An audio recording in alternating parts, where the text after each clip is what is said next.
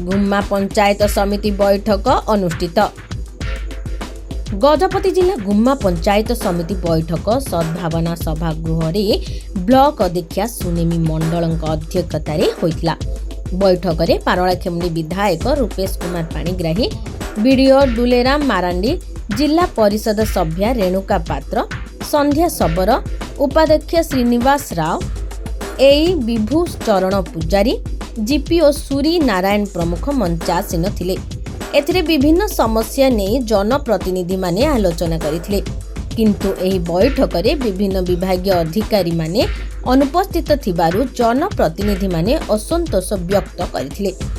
महिला व शिशु विकास, शिशु सुरक्षा उन्नयन कार्य, पानीय जल जोगाण, सामाजिक सुरक्षा, मनरेगा योजना, खाद्य सुरक्षा आदि समस्या विषय विस्तृत भावे आलोचना करा जायतिला। गजपति जिला गुम्मा ब्लॉक रु सरोज कुमार मिश्र को रिपोर्ट, लक्स न्यूज।